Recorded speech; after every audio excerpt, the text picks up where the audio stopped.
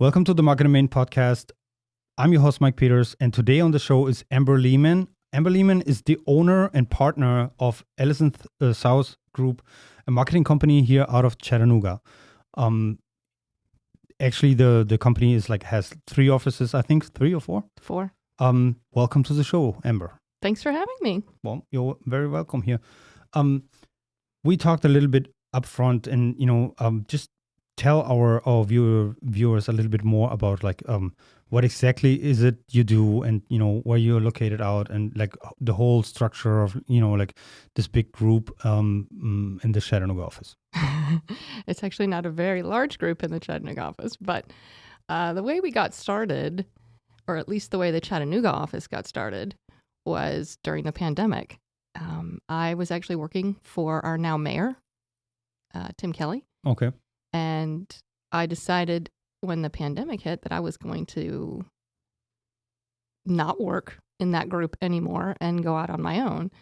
And I met my now partner, and he came to me and said, "Hey, we want to open an office in Chattanooga. We already have an office in Augusta. We already have an office in Dayton, South Carolina, and we have an office in Fort Lauderdale, Florida. What do you think about opening an office here?" And I said, "We need it." So just to clarify, meaning you worked for that group before and then they made you an offer, or you were a full-time employee for the mayor? I was a full-time employee. Then I quit that job and I actually created my own LLC outside of Alison South. And when I met Mike Thomas, who was my business partner, he said, "Hey, how about you come do what you're doing, but do it with us?" Okay, so basically worked for the company before, same company, now ventured out, and they were like, "Well, we don't want to let you go. Why don't you just be a partner?" Pretty much. All right. Well, I mean, that if that is not recognition, then I don't know. So, well, cool. Well, good for you. I mean, marketing, very wide spectrum. Can be that or can be that. A lot of people that I meet, claim to do marketing, and what is it exactly you're doing for your clients? So in which directions are you going? People ask me this question all the time, what kind of marketing do you do? And I like to kind of categorize it by what we're very, very good at, which is brand and marketing strategy. Basically, we create brands, we either rebrand a company, and we create an entire full marketing strategy, which we refer to as the marketing action plan. We call them MAPs. It's a little bit of play on word there. The MAP is literally your roadmap to get you to where you need to go based on your goals and objectives for your company. Okay, that means you're doing a discovery meeting with a client, and then say, "Hey, okay, where do you want to get?" Exactly. What's the goal, right? Exactly. And then go from there. Yeah, it's pretty much like we do it here. Yeah. So just and then you do the whole branding for them, right? So what kind of clients do you serve? Small business or rather usually small to medium-sized businesses. Mm-hmm. Most of my clients here have either been in business for 1 to 5 years. Okay. About 1 to 5 years. Some of them had no brand, didn't even know where to start. And some of them already had a brand that didn't actually work for their business. Okay.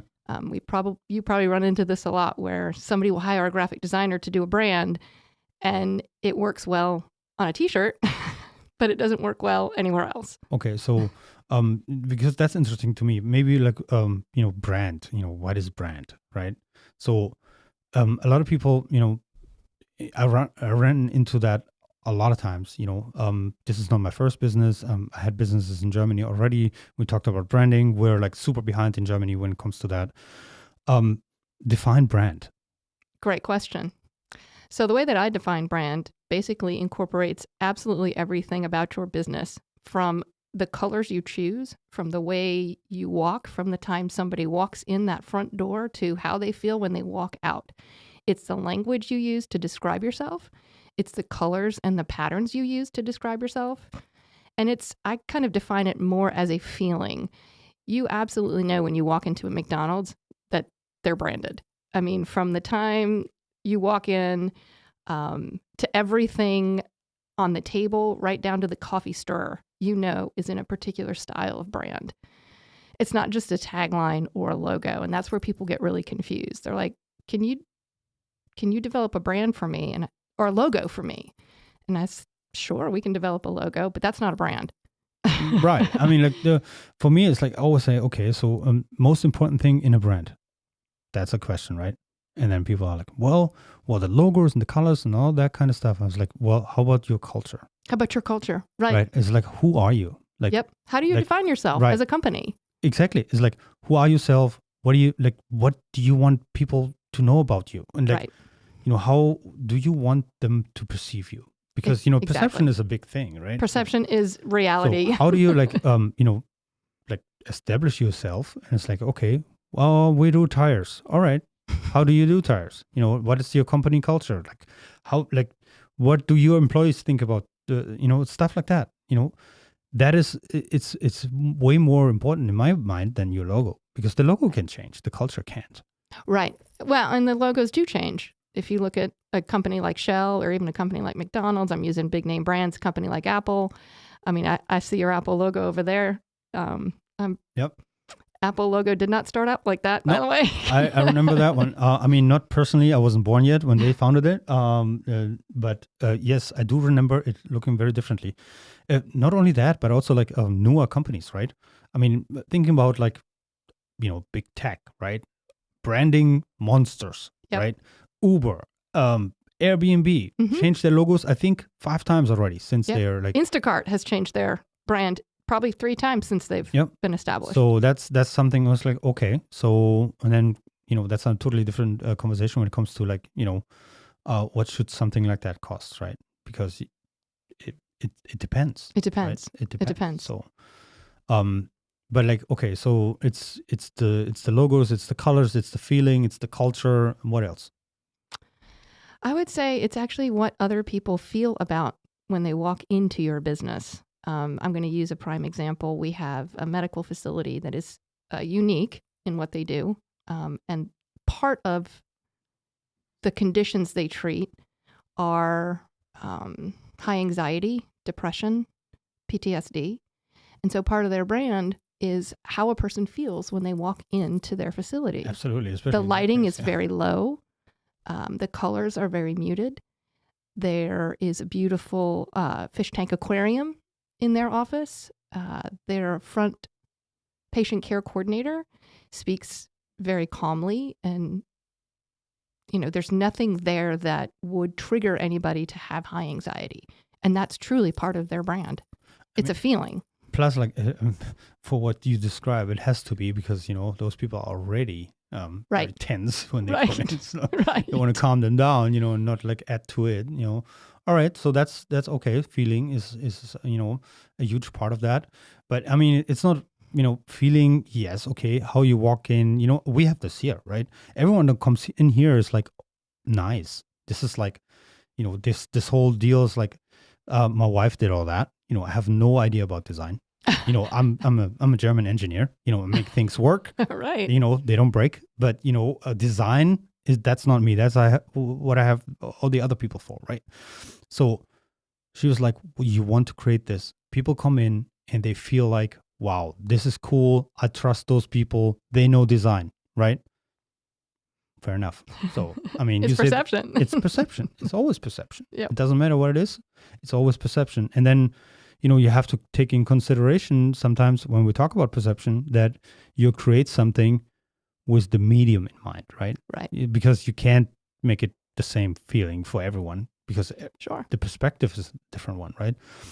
If I walk into a room, I will have a different perspective on everything happening in the room than, let's say, you or anyone else, because our upbringing, our our circumstances in life at this point, it just that moment, right? I would have a different perception of a room depending on my mood on that day, right? So you can't do it all, right? But at least find the medium and make it appeal to the medium, right? Right. To the average person, or like the average like avatar of that client, right? Because not everyone wants the average person, right? So you want you're very specialized in something, so you want the average person of that group, right? So, and that's often a tricky one. It is.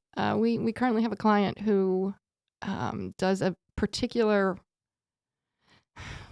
It's funny because I think back and I say we have a client. I have so many clients that have particular ways of doing things in very specific targeted markets. But that's part of it too, is understanding who your target market is. Yeah. Not every single chiropractor or every single dentist or every single doctor or fill in the blank is going to have the exact same target market. Exactly.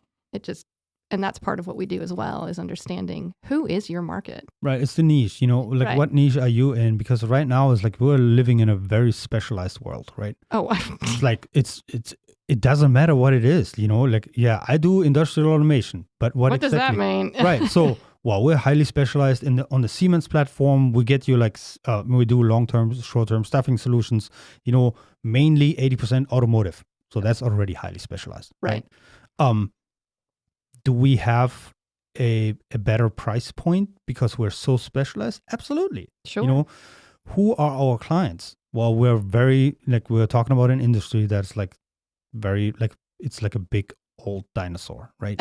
It doesn't move. Or if it moves, it takes a long time to pivot move the for ship. it. Yep. Right. So you have to keep this in mind when you create a brand for your, you create the brand for your audience, not for you to feel good about it. Right, exactly. And that is an argument I have with so many people that they're like, well, I don't like it. I'm like, okay, what do you not like about it? Right. Well, because what I feel and what we're really good at with Alison South is not, how do I explain this? We don't just hand over 13, 14, 15 iterations of a brand and say, you pick the one you want.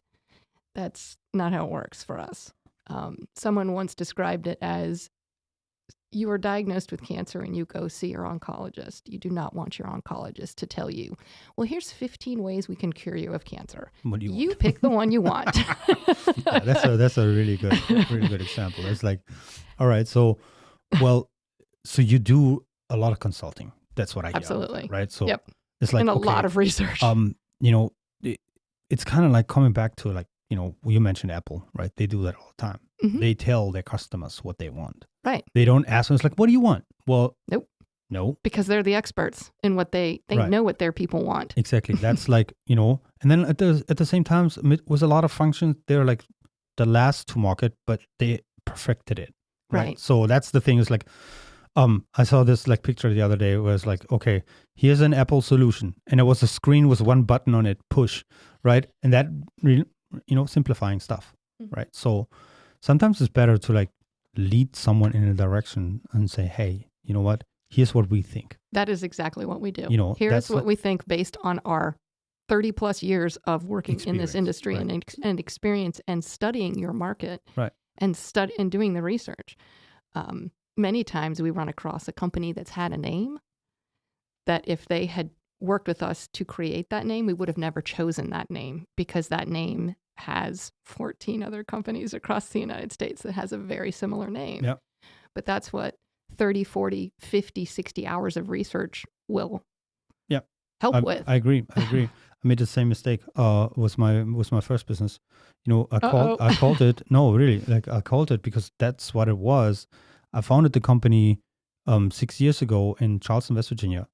West Virginia, always fighting about place number 50 economy-wise in the United States with Alabama and Mississippi, right? I don't know Louisiana, buddy. So, no, it's like statistically speaking, those three are always at the bottom, right? It was the regulations that came up in terms of environment and stuff like that during the Obama years. Basically all of West Virginia went out of business overnight, done. So tons and so many thousands. It's a very small state, right? We're talking about 1.8 million people, the whole state, right? I spent a lot of time playing in West Virginia when I lived in DC. Oh, so, okay. So that was the Eastern Panhandle there. Okay. So I'm talking about Southern West Virginia in particular, right? Mm-hmm. Where all the coal mining was. The problem there was that, there was chemicals went out of business. Yep. Coal went out of business. Steel wasn't that strong anymore in the north, right? And you have the Northern Panhandle and the, around the Pittsburgh area that's right on the border there. Wasn't that great anymore. Then all the regulations, suddenly there were like I said, thousands, if not hundreds of thousands of coal miners and directly or indirectly related jobs that were like just going away. Ghost towns everywhere, right? So we went in there, and the idea was like to create a training center that retrains unemployed coal miners to be PLC and robot programmers, automotive people, right? Sure. Mm-hmm. Well, that didn't go so well because, in order to train someone unemployed, you need to get them money, to pay us, because we're not going to do it for free either. Right. So I named the company Peters Industry Training and Consulting LLC.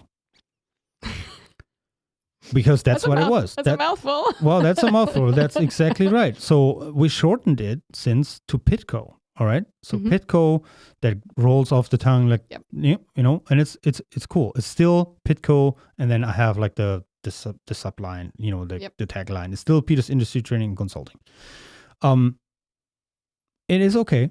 But Pitco also, one of the biggest restaurant,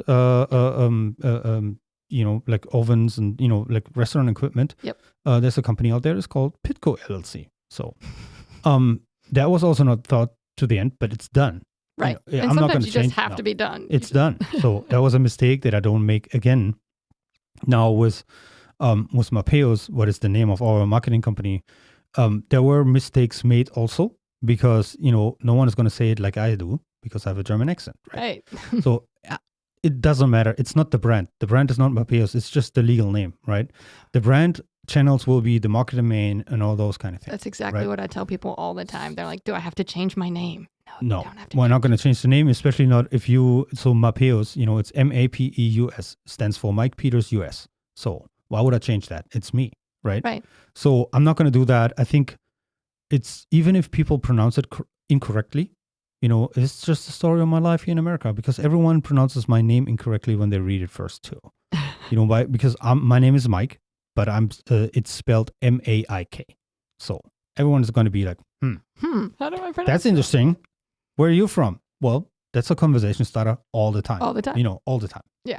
Well, it's like the chemical plant, which is spelled Wacker. Everybody here pronounces it Wacker Chemical. Wacker? It's what not. is it? It's Wacker. Wacker? So they're from Germany too. They're from Germany too, yeah. That's true. I heard of them.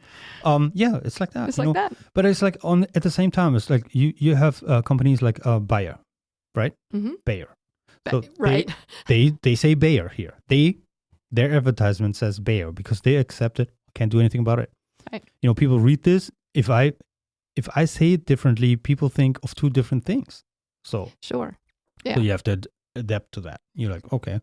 But Bayer or Bayer, whatever you want to call them, they were already so established, in Europe or in Germany in particular, there's no way they can change the name. Right. That's a household name. Right. In Germany. Bayer, everyone knows. Everyone knows aspirin. Yeah. So they do so much more. They do chemicals also, just like plain chemicals. What most people don't even know about. But, you don't change a name like that. Right. Well, and part of, I get the question all the time, why is your marketing firm called Alison South? Like, who's Alison?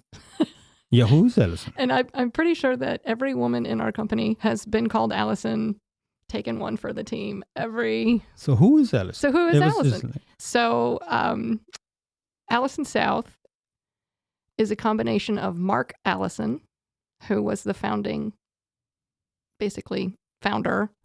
and Cynthia South. And they came together in Augusta to create this company. And speaking of culture and brand, when we became Alison South, we sort of played on the word South.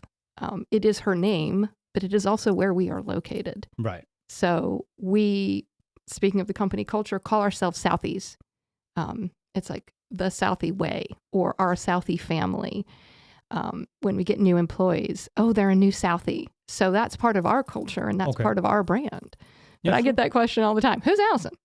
Well, okay. So clarifying that, it makes sense, right? It just happens to could be a first name too. Right. So and like with other brands, that's a household name in Augusta and Aiken, and now moving into Chattanooga, and we also have an established office in Fort Lauderdale. But we're not changing that name because people know us by that name. It's like the same. I would not change my name, or the name of the company because, already established, Sure. And it's like, especially the type of clients no one really cares. Right. It's like, no one really cares. Right. So I have to say it. Like, I'm not Nike, right? Right. That's the thing. It's like, I don't do direct to consumer. I do business to business, and I do business to Fortune 500, right? Small business to Fortune 500. Sure. So no one cares. Not at that level, no. for them, your number, like literally, like digitally, like it's like we have a vendor number. Like they don't care. They don't really care. So for us, like we have a logo that we wear on our shirts, right? Sure. So that, clients on site, we do only on-site work, can identify us as a group. Right. That's it.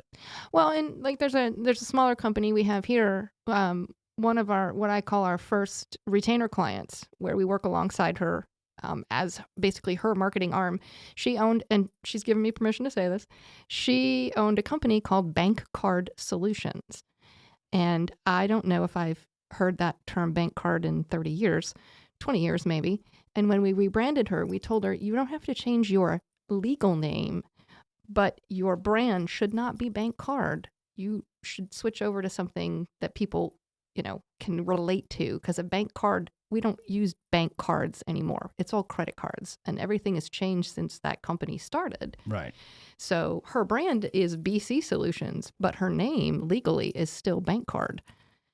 Yeah, why not? It's like this whole deal was like, the legal name is still Peters Industry Training and Consulting LLC, and the domain name is mutually messed up. Right. It's like it's not the whole thing, but it's like peters-industry-training.com, and then you put like, we have the company policy that it's first name dot last name. Like email addresses, they sometimes they don't even fit in the in the field. Whereas like, did I have everything? You have to like go back with the cursor and check. That was not the best idea, but it was a top level domain that that worked for us back then, right? But again, who are we catering to, right? I don't need a Airbnb.com, sure thing, right? Because people don't look us really don't look us up online, right? What it is, our branding is done only for on-site, right? People see this. No one where we are thinks about the restaurant company ever, because they're not in the restaurant business, right? They're not going to Google us or anything. They're going to go to our project manager, whoever is on site, and say, hey, give me your number. I need help. Sure. That's how that works, right? Sure. What we do, though, is we're utilizing like LinkedIn like crazy the last year. That's a big one for us too. Blow up our business, where me personally, I just cracked the 8,000 number last week, and we're on track to reach the 100K by end of next year. So that's the goal. That's doable, I think, at the pace where we're at right now, because it's already exponentially. Sure. It's like I started last year with 300 and some connections. Like all of them, I shook their hand. So, right. And you've taken the time to actually create the content, which is what we tell our clients the same thing. Right. Like you're going to get there. You have to have better content, more of it, and you have to be engaging with your people, with your followers. That's the thing. It's like I answer every comment on my social media outlets. Yeah. And social media hasn't always been this way. I mean, I have to say this. There were a lot more bullies like back in the days, Yes, there were. So it's not like that anymore. Like 10 years ago, it was awful, right? Just 5 years ago, it was still not nice. I have to say this, like election lately, season really. Well, brings out the best in but people. even besides that, I don't have any political content on my outlets, right? So it's all, hey, I help you for free. There's like nothing political about this. I don't have to deal with those trolls anyways, right? So the thing is that we have to see that the internet gets less and less anonymous. Yes. And that I think is a big factor, because now that, people are so transparent, even like, back in the days, like I remember, I don't know how it was here in the United States, but when Facebook just became a thing, right? Yep. Like no one really used their real name. Everyone made something up, because that came from like the stage before in the internet, what was like chat rooms, right? Where it was like there was no real names. It was like Goofy 345, something like that. It's like it's so true. True. Yeah, there was everyone. No one was held accountable for anything, and the further we go on this journey, I mean, if we think about it, it's like what? The internet is so and so old, 20 years, 30 years, right? But usable for everyone. Yeah. Since the day before yesterday. At least that's how it feels, right? So, but people are already so used to it, but it evolves into a place where, well, you're not anonymous anymore. You're a person. Right. I know who you are. I know who you are. Don't do that. Yeah. Don't call people names and stuff like that. We're going to cancel you anyways. So either that or you get blocked, so you have to be more careful. The thing is this, I think it, for freedom of speech, that's debatable how good this is. But on the other hand, it's like, okay, well, you're trying to help someone. Why, just because you're in a bad mood today, why do you have to put that on everyone else, right? It's so, but I have this conversation with so many people all the time. How do you react to bad comments? I just do this. Someone comments like, whatever, right? Like, thanks for watching. Thanks. Yep. Thanks for watching. Done. Yeah. That comment in YouTube especially disappears from my queue. Yep. Because if I don't answer, it's still there. If you don't feed them, so they won't keep going. I'm not gonna, unless someone comes on and like does something, attacks one of my other viewers or whatever. What so far I have to say, knock on wood, never really happened. Never had to do this. I'm not gonna get into it with anyone. So it's just thanks for watching, Bar. Right. And like sometimes, and that's the funny part, if you then do that, they're like, "Oh, I didn't mean it like that," and stuff like that. Right. It's like, okay, all right, that's your problem, not mine. Thank you. So, I didn't even say anything bad, and you apologize because you realized that I'm not the a-hole that you thought I was. Right, and you're not going to feed it. So, kind of a little side note here. I have been managing social media for various organizations for many, many, many years, nonprofits. Just different companies over the years. And one that is in particular that gets a lot of what you're talking about is the caving community. I'm a caver. I know there's a little like fly in here. I am a caver, and cavers are very interesting people, and they're very opinionated people about what is happening, and on social media especially. And my husband and I made the joke that we liked our friends a lot more when we weren't on social media because we didn't know like what their opinion was. Okay. And we didn't care. But to manage that, like you said, is just don't feed them. Don't let them go off on their tangents over to. So the thing is this, I don't get it together. My wife always comes up with it. She's like, something to the sense of like, don't fight a start with a pig, like it's going to get dirty and they're like it at the end or something like that. So, it's like funny that your wife has a pig reference because my husband does too. And it's like, God, it's like trying to teach a pig to sing. It annoys the pig and it'll never accomplish anything or something so it's like that. Okay, so it's like and at the you in the marketing space, so Gary Vaynerchuk, right? Absolutely. So he always says, "I was like, if someone takes time out of their day, watches your content, and then leaves a bad comment because they're like just like having a bad day, that is something where it's like, well, I feel sorry for you." And he's right about that. Yeah. I can't help you. I'm sorry. It's like, hey, you know what? I didn't like it. Okay, click, done. Like, no. I have to make a point here. I don't like your t-shirt or whatever. It goes like sometimes beyond that. But it's like, I'm sorry you're in a bad mood today. It's like, sorry. Thanks for watching. It's just like, thanks for watching. That's my standard. I answer every comment. And if I don't have anything to say to that person, I leave a thanks for watching comment. Right. Because I want it makes you human. I want this to disappear also, right? Yeah. I want this, hey, I don't leave this. People writing me emails. I get a lot of emails. People, in the beginning had a lot of questions. I answer those questions like immediately. Mm-hmm. My phone number is on the internet. People can call me on my cell phone. Yep. I don't care. I'm real, right? I help people for free most of the time. Emails, WhatsApp, the Instagram DMs. I answer in within 24 hours, right? Yep. I take the time, sometimes longer texts, whatever.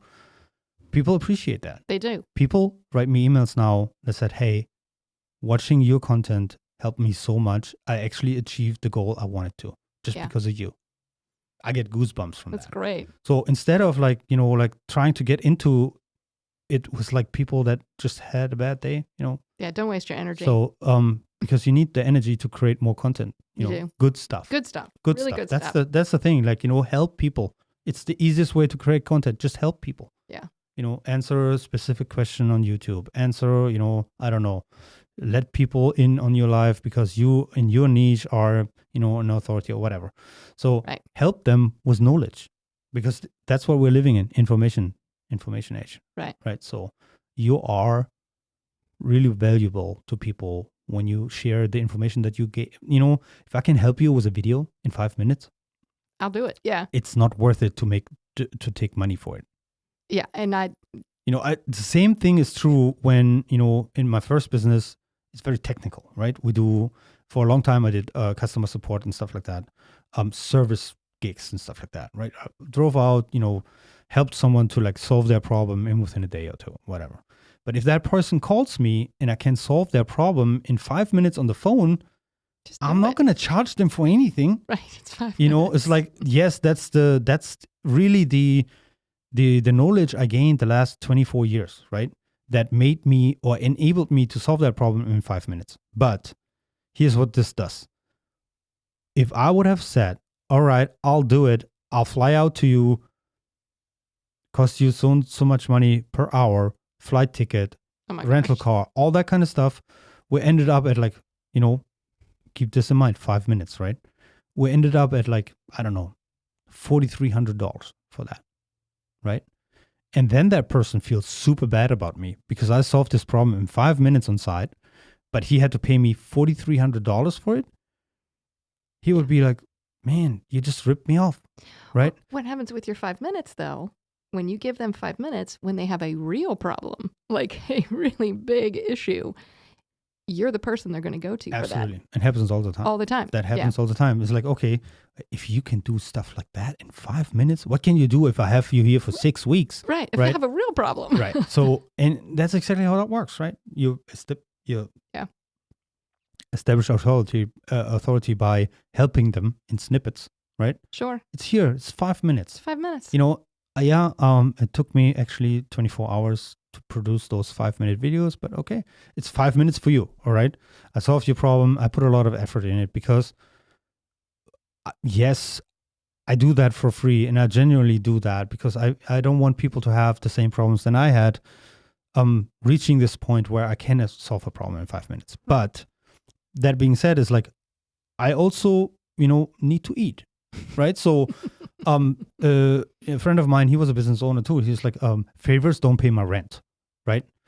That's true. So I also have monetized services and products, right? Where I can help you. I can still help you. I would still genuinely do it, but you need to pay me for that. Sure. So that is, be upfront with it. I do that for a reason. I give you all this free help for the people that can't afford me. Right. But maybe at some point you reach a point because I help you for free all the time that you can't afford me. Right. And I'm going to be the first there'll on come a point where there's just, they need something that is important to their business and they will be willing to pay for it. I say the same thing all the time. I can make a graphic design edit in Illustrator in about 30 seconds, 9 times out of 10. Am I going to say, that's an hour of your time that you're now going to pay me $150 plus to do this? No, I can do it in 5 minutes. But when it comes to a larger design project, they're going to come to us and say, I have this larger design project. What's this going to cost? Because a larger design project is going to take more than 5 minutes. Yeah, most likely. Or you're really good, and then you should charge them extra for it. Because time is way more valuable than money nowadays. Right. So that's the thing. It's like, it's like there's those memes out there, like on TikTok and whatnot, right? So it's like, okay, saying something to the sense of, oh, you know what, I charge you so much, not because because it took me 20 years to get that good, Right. right? Right. So that's why, I solve your problem in a short amount of time, maybe not 5 minutes, but, Yeah. a day, rather than another person say, hey, it takes me 3 weeks, but I'm cheaper. Like the 3 weeks person is cheaper than the, 1 day person because it took 20 years to learn that skill, Right. to be that fast, right? Right. Would be unfair to now, pay that one person less than the, that's just, Right. Yeah. there's a lot to it, Yeah. but then pricing is also like a very fluid thing, in my opinion. I would agree with you on that. I will charge someone that, like a huge corporation, way more money than a small Sure. business. It's called value-based Doing- pricing. Doing How doing valuable this, is this to you? right? The whole deal is like, okay, if you design a logo and all that kind of stuff, it's like, oh, on how many things are you printing this? Right. Right? What do you have to change? Like, how many facilities do you have where you have to change the physical sign on it? Right. It's like, if that is, if that number is big, then, I want more money because Sure. there's a lot at stake for you. Right. So I have to be extra good. Not that I'm not good for smaller companies, but, Right. it's like the value. I don't think if you change the Coca-Cola logo, that they would work with you if you do it for $150. Oh, no. Well, and recently, I'd say in the past couple years, SunTrust was bought and then became Truist Bank, Mhm. which is, you've probably seen many of them around town. And that rebrand, or that acquisition, restructure, whatever you want to call it, that happened with BB&T and SunTrust to become Truist happened over a year ago, and it's only recently that those ATMs have been changed to Truist because of the amount of time it takes to rebrand every single bank out there. Yep. In not only the color, but like you said, the signage. Everything. I mean, just in Red Bank, the Truist ATM has only been updated in the past 4 months. Right. But that's the thing. It's like, Yeah. you get a merger and acquisition deal done faster than a rebrand. Oh, yes, you do. That's, think about it. It's Yep. like, okay, so you merge two major banks, I mean, they're not Chase and Bank of America, but, Right. they're still, major banks in the Southeast. So, Right. And I say that with anyone. Like, a rebrand it's not a sprint. A rebrand is a marathon. Right. It's like, okay, now you have all those people making decisions, right? That's even like, you sometimes don't get one person to agree with you, right? And now, like, you have a whole board, right? It's just like, yeah, we have this, Rule by committee. think tank of like 45 people. You should talk to all of them and convince all of them, right? It's the moment you deal with like big corporations and like a group of people has to make a decision, it gets tricky. And that's not only true for marketing or like rebranding or whatever. That's true for everything. Yep. I have had deals die because a board of something, in a Fortune 500 company said yes, and then had to run it to the next level management, and they said yes, and the last level management said no, not doing it, not feeling it. We go with a different company, and then that deal didn't go through either. And then at some point they come back and was like, hey, we talked about that 2 years ago. Is that still valid? Nope. Nope. No, sorry. Not doing it. Not even, I had deals where I was so fed up with people that I said, you know what? I don't want to do business with you anymore. Like, Well, sorry. at some point, it's not even worth it. At some point, it's just like, this isn't worth my time. Exactly. That's like, it's too much hassle up front to eventually get an outcome that brings you then $5,000. Right. No. That's not that's not doing it. So, no, that's very true. It's like big corporations. I like doing business with them for one reason and for one reason alone, because they never pay late. They have money. You all right about that? So like the smaller companies. Don't get me wrong. There's always like something not going right. Right. Big corporations don't have that problem.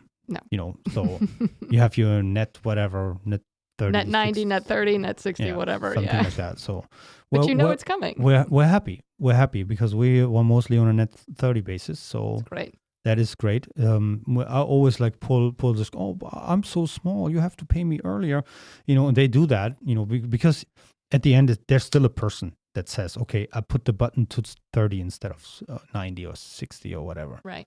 So, but generally speaking, yeah, that's like, way better or easier to get your money on time. Right. I'm not saying like everyone is like that, but there's a lot of risk doing business with small businesses, because they have a lot of risk too. It's not Sure. even their problem. Sure. It's like not their fault.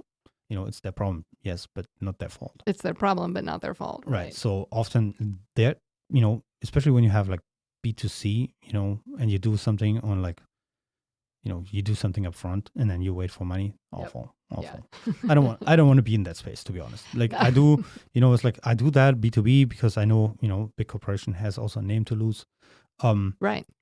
But, B2C is like, oh, you give me money first and then I do. But then there's a risk on their part, right? So it's someone you has trade one for the other. Right. That's like, all right. So what do you your marketing company, and we're talking about like social media marketing and all that kind of stuff, but for marketing company itself, like what are you doing for marketing?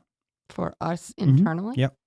That's actually a really good question because in full transparency, for a while, we were the cobbler's children that wore no shoes, if you've ever heard that, meaning we were working so heavily toward making our clients look good that we had to take a step back recently and say to ourselves, what are we doing for ourselves?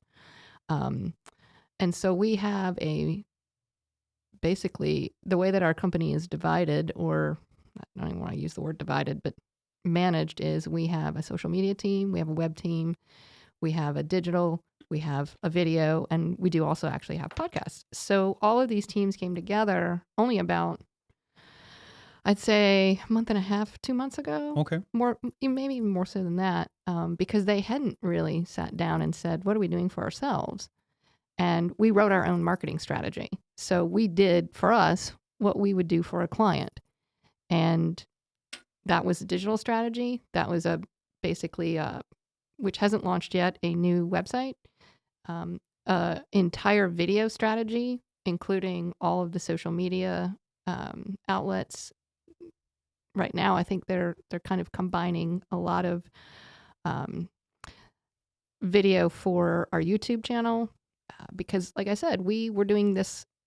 We were preaching to our clients, but we weren't preaching that to ourselves. Yeah. And so we ended up saying, hey, my favorite term, we have to slow down to speed up. And right. We did. That's exactly right. Right. You have to slow down to speed up because you'll forget. You won't know what you're not doing because you're just so, I'm all for the client. That's all we're doing. But we have to be our own client too. Right. So that's actually something we are in the middle of doing right now. Oh, cool. So yeah, that's perfect timing for that question. We started like that. That was almost used the same words for that internally. It's like, hey, we already have 2 clients. That's us. Right. And the other company I own. Right. So we launched like 2 weeks ago. We're like, already pitching to a lot of customers. First deal is done. We did like a podcast live from the IMTS last week. Nice. For a manufacturing distributor. Like they do like sales for companies from Germany here in the United States, basically like market development and stuff like that, business development. And we did, I think, a total of 10 episodes or so for them. Nice. From the IMTS. We really wished the internet was better. So we could have, the plan was actually to like live stream from there. We're not the only ones that were podcasting from there. There was a lot of people, the IMTS itself, they had like a creator booth where they built a whole podcast room there on site for themselves. And we're on the right path with that. So we did this from the get-go. I said, okay, I can't preach this, it's kind of like preaching water and drink wine, right? So you don't want to do that. You want to get yourself out of there. And especially right now where we're not packed with clients yet, right? We have the time to do that for us, and we will continue doing that so that within a month, we will have created so much content. So if anyone in town or in the region, tries to get like around us, impossible. Like we will Right. be everywhere. So Yeah. we're already, like I said, episode number, I don't even know. I think we're at like 10 right now. Oh, that's great. 2 weeks.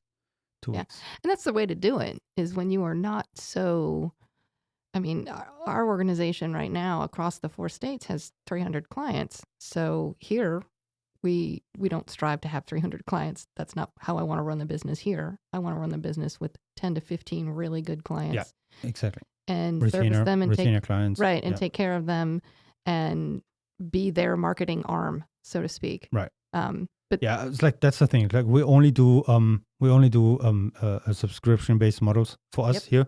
I don't want to have like a one off. We're not the right company for you. We're not doing that. Right, and that's okay that you can say that. Right. That you it's can. Like I don't. That's the thing. Like I'm not in a hurry. Right. It's like okay, I pick the right clients because I can. Because you can. Yep. Right. I'm not.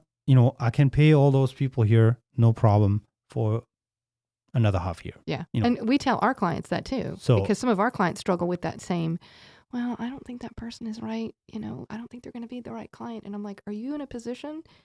Put yourself in that position where you can pick and choose your clients. Yeah. And when you're out prospecting or working or talking or doing what you do, that, and I know because I can tell. I look at somebody across the table and I'm like, nope. That's what they need is not what we are going to provide. That's exactly why those discovery meetings, the initial discovery meetings are so important. They're like, it's like, okay, here's what do you want, right? Mm-hmm. What is the goal? What is the outcome of this? I don't want you to have an idea of like how you get there, right? That's our job. Yeah. We do that for you. You tell me what you want, and then I pitch you the idea, and then you say yes or no. If you say no, tell me the objections. If you say no, we just want it differently, then I was like, okay, then find someone else. Right. I'm not in the business of convincing people either. Right. So especially after you've been in business as long as you've been and been doing this, you I mean, you can sit across from the table, I would assume, and pretty much know if after having like a 5, 10, 15, maybe even 30-minute conversation, if that person is going to be the right fit for your company. Right. We also have core values. And if a client or a potential client or prospect comes to us and says, well, this is sort of how we operate, and we know according to our core values that we are not going to mesh, that's okay. Yeah. I mean, that's fine. okay. Like, I don't want to do business with everyone just for the sake of doing business with everyone. Right. We had, we had a group of clients, I'm not going to say who, but like a group of clients being in here, like a board thing, right? Mm-hmm. Huge board. None of them in a position where, they don't feel the pain of business owners because they're not business owners, right? They're like it's a volunteer board, whatever. And that's fine. It's not saying, oh, you're a bad person because of that. It's just, you don't have the understanding. We pitched them. They were like, well, that's expensive. We don't want that. We want something cheaper. I said, do you have something cheaper? I was like, yeah, but not for you. Because I don't want this to be diluted by you're just going for the cheap, but you will never have the outcome that, you should have. Right. Therefore, I'm not going to sell it to you because then I'm going to look myself bad. Yeah. So you don't want that? All right, then not. Like, no problem. I'll move on to the next one. You will come back by yourself. Sure. So that's the thing. But usually like those discovery meetings, the discovery meetings are key. That's like, there's just no especially way with the enterprise clients, where it's like, it's not a small business owned by a person, right? That's like, how do you define that, right? I always say this: if there's a person behind that I can put on the spot as a personal brand, also do this. Right. If there isn't, don't do it. Podcast is not the right. Like, who's gonna do it? Chairman, board member. Who's gonna do it? They're like, I don't want to do that. My hair is not good right now. It's like this or that. They don't have the drive to actually do something like that because it's not them. It's just a job. Right. Even if they feel strongly about their job, it's just a job. It's just a job. So yeah. That's where it's like, okay, so this is here. We do this. We offer those podcasts. You do like a podcast a week. all year round. You get 2 extras for like special occasions, like 4th of July, Christmas, Thanksgiving, whatever you want, right? Your birthday, I don't care. You do that, we chop everything for you. It's like we do the whole strategy, we do the whole post, we do the whole you can tap in our database. Like people like you that are willing to come on a podcast and talk, right? Sure. We have a huge database. Like give us another like 2 or 3 months. That's going to be a base of people that fill the whole year for you, right? Right. So all that kind of stuff. And then, like I said, we do all the posting, and the output is about like 3 to 4 pieces of content per platform per day. That's great. So no one else does it. No one else can, because they're not structured like that. But this is not for an enterprise, right? You have to know that is not for that. So you have, okay, discovery meeting. What do you want? What's the outcome you want, right? Also, like, what is your, the outcome based on numbers, right? Determine how expensive we can go, right? Meaning, let's say you want, here's my perfect outcome. I want to gain 100 more clients per month, per year, per X, right? What's the lifetime value of that customer? Right. So, and then, what's the lifetime of this customer, right? It's like, if that lifetime of the customer is 70 years, like just putting a number out there, right? It's like, and the value is like $1,500, there's no money to be spent.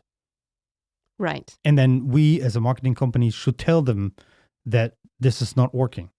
We don't have a solution for you. Right. Right. It's like the number that you would have to put in, is not worth it. Right. Have you ever had to fire a client? Yeah, I had. Because they were not for my own company though, but they were just too difficult. Yeah.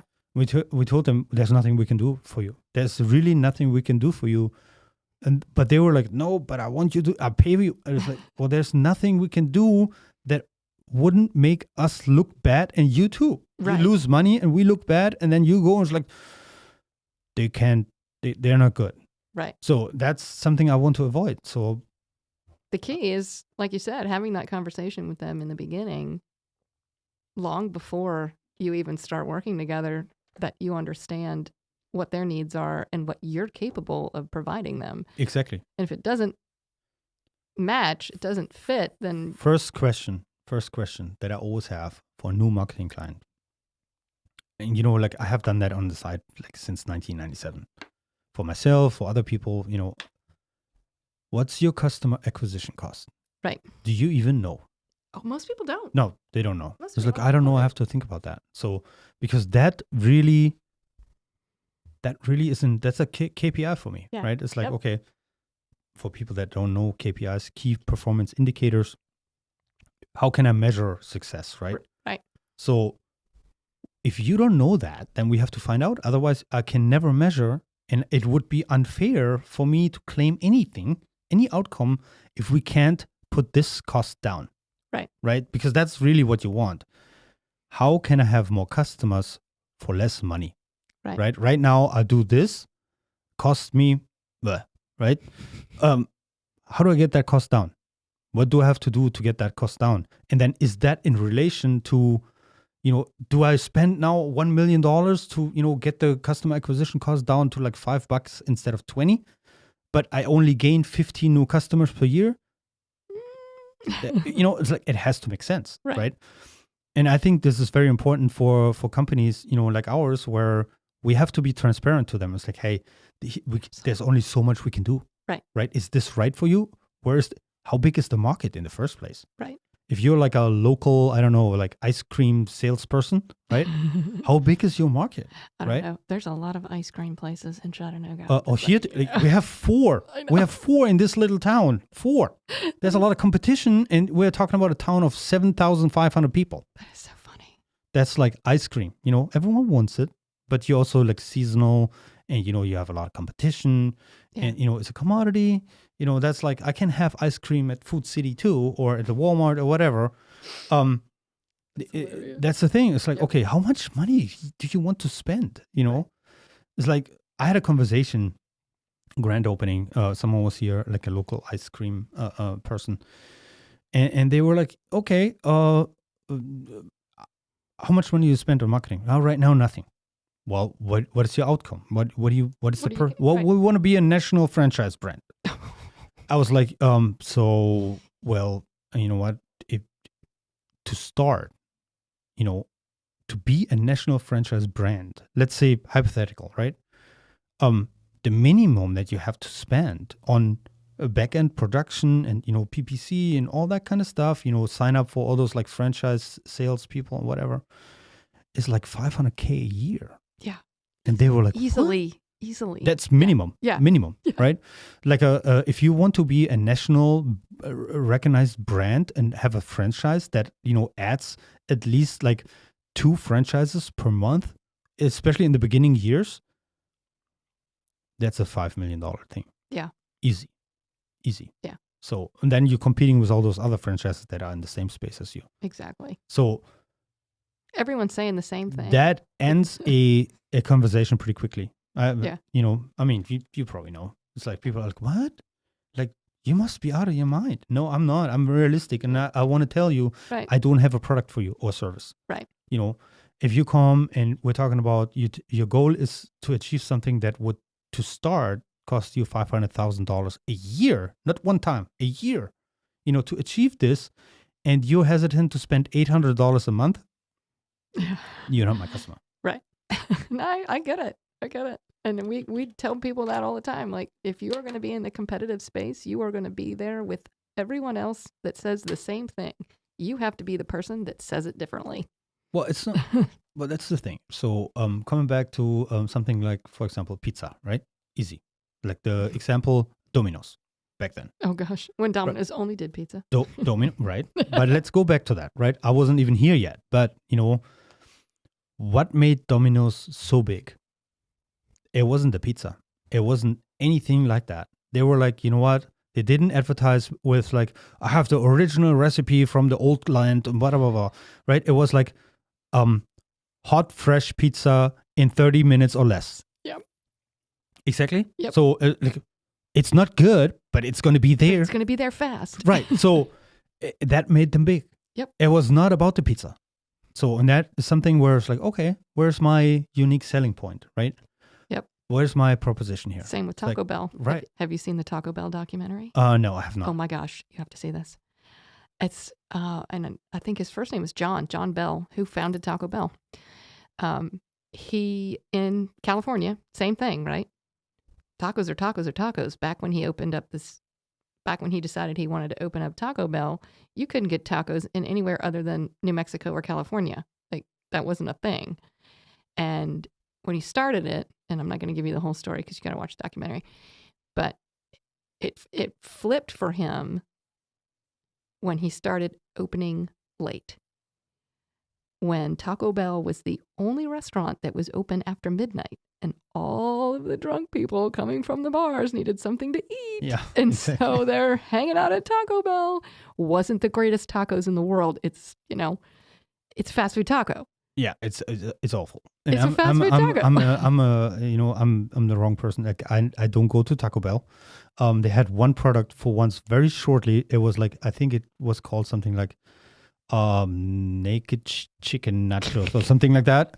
That was actually pretty good. Was like, dipping salt, whatever. I don't go there because, I love Mexican food. Like really good, authentic Mexican food. I spend a lot of time in Mexico for work, right? So I go to places that are not touristy or anything Same like here. that. So going to Mexico, going to like those like, northern, cities like Saltillo or San Luis Potosi and stuff. I've been like there. that. Actually, I was caving there. So, oh really? So Yeah. that's something where I'm like, okay, so the food here is just so awesome. You know, I wish it would be like that in America. And, I lived in Chicago at the time, and my roommate back then, he was like, hey, we just go to the Mexican place here on the corner. No. I was like, no, that looks like you shouldn't go in there. He's No. like, well, you should go in there. So I did. And was it good? It was so good. Oh, that's It fun. was like, because, it's one of those places that from the outside look like you shouldn't go in there, but those are mostly having the best food. That actually, So some of the places I ate at in Mexico, I probably wouldn't have turned you the light should on in the go. bathroom. You should go if you want. If you want really authentic Mexican food, especially for lunchtime. I don't know if they're open at night. on Bonnie Oaks Drive. There's a place that's mutually like, I don't know if I should go in there. If you come from 75, go on Bonnie Oaks in direction of what is it? If you come from Chattanooga, make a left, and then go up to like 153. Yep. On Bonnie Oaks. On the left hand side, there's a Mexican place. It's called Tacos y Totas. Yeah. I've never heard of it. It's really good. It's really good. Just support a local business. I don't think they're doing lunch because there's like in the industrial complex there. Oh, okay. I know where you're talking about. I don't think they do dinner and stuff like that, and they're not set up for that. It's more like, I go in there, have lunch, and then go. Yeah. No alcohol, no nothing, and that's fine, right? Okay. So why I didn't even know. So we worked on site at the VW plant for over 2 years, and 80% of my team was Mexican, like from Mexico. And they were like, hey, let's go there. It's really good. I was like, okay, I trust you. Right. Because so it's so good. But that being said, it's also like a whole, marketing story there, right? Right. It's like authentic food. Go for the bad stuff. Like what looks bad, right?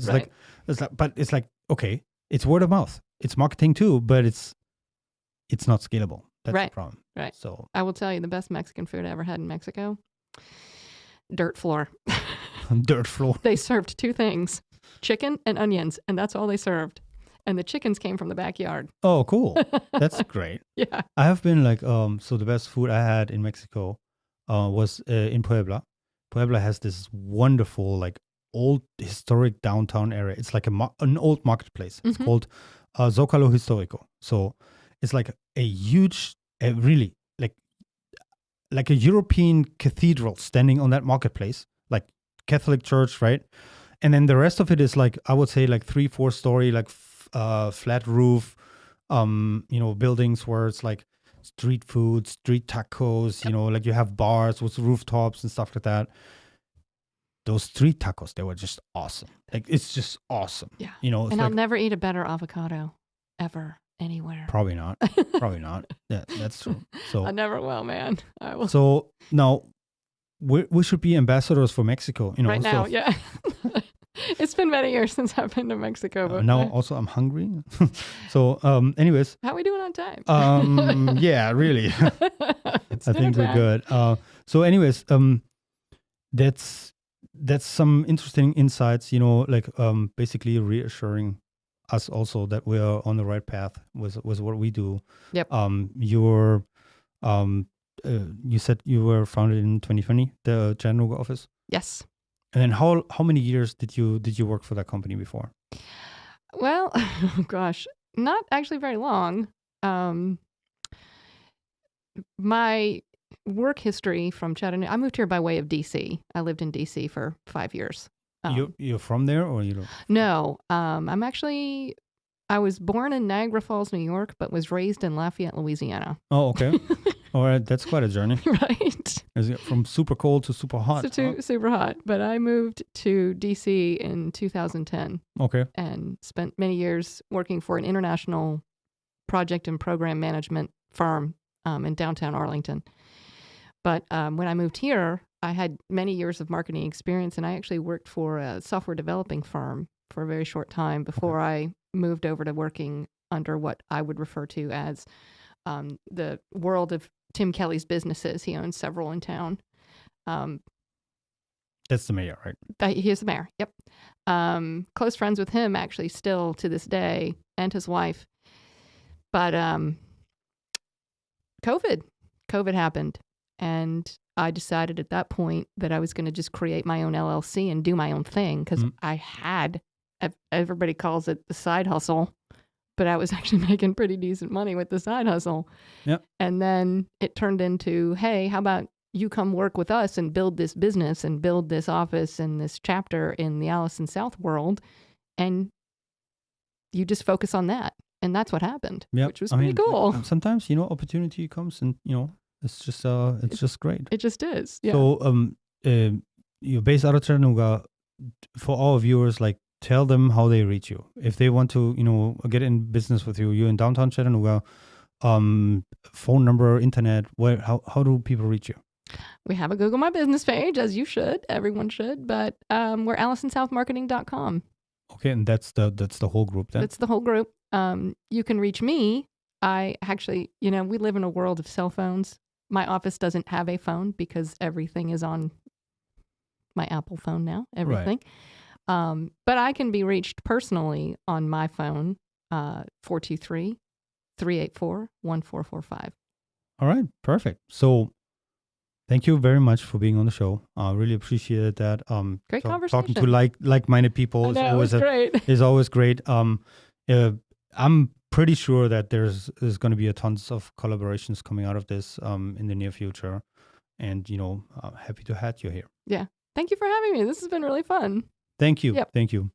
I'll see you on the next Marketing Main podcast. And we're out for today.